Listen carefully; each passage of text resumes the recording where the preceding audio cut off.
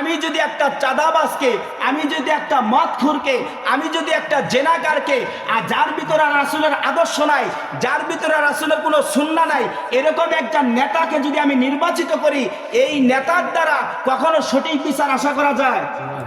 আশা করা যায়?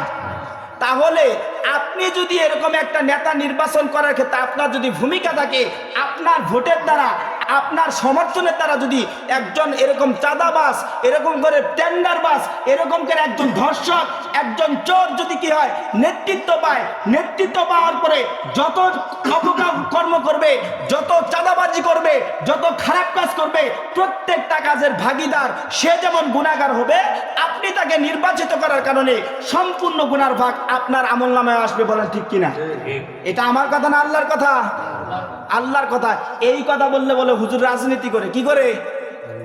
আচ্ছা, আল্লাহর কোরআনের কথা বলার কারণে যদি মসজিদের মধ্যে রাজনীতি করে হাজারো বার আপনার কথার কটাক্ষের সম্মুখীন হতে রাজি আছি, তবুও আল্লাহর কোরআনের কথা বলা বন্ধ করব না।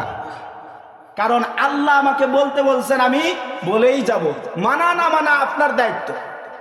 আর আপনার যদি পিছনের সমালোচনা না করে যদি মনে হয় কোনো কথা ভুল বলেছে, কুরআন হাদিসের বাহিরে বলেছে, দাঁড়াবেন, প্রশ্ন করবেন। যদি আমার ভুল হয়ে থাকে আমি সেটাকে সংশোধন করে নিব। আর আপনার যদি ভুল হয়ে থাকে তাহলে আমার কথা মেনে নিতে হবে। বলেন ঠিক কিনা? আমি যাহা বলেছি তাহা মেনে নিতে হবে।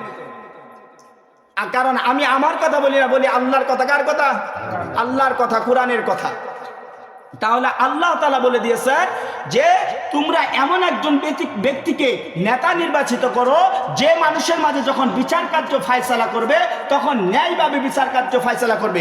অবশ্যই যদি আমি একজন ন্যায় মানুষকে নেতা বানাইতে পারি, তার দ্বারাই ন্যায় বিচারের আশা করা যায়। কোনো এরকম করে চাঁদাবাজ, ধান্দাবাজের দ্বারা কখনো ন্যায় বিচার আশা করা যায় না। বলেন ঠিক কিনা? এবার আপনি মুখে মুখে বলতেছেন আমি সঠিক নেতা চাই, আমি একজন মুসলমান, আমি একজন ইমানদার, কিন্তু ভিতরে ভিতরে কি করতেছেন? আপনি কি তাগুতের অনুসারী? আপনি ভিতরে ভিতরে তাগুতের অনুসারী, তাগুতকে সাপোর্ট করেন। তাহলে আল্লাহ তাআলা এই আয়াতের শেষে বলতেছেন ইন্নাল্লাহা কানা সামিআন বাসীরা। তুমি উপরে উপরে মুখে মুখে যাহাই বলো না কেন, তুমি অন্তরের মধ্যে কি ভাবো, কি কল্পনা করো, মনে মনে কি বলো, প্রকাশ্যে কি বলো, আস্তে কি বলো, সব কিছু আমি আল্লাহ শুনি এবং দেখি, শুনে এবং দেখি। তাহলে ফাঁকিবাজি করার কোনো সুযোগ আছে? তাহলে ফাঁকিবাজি করার কোনো সুযোগ নাই।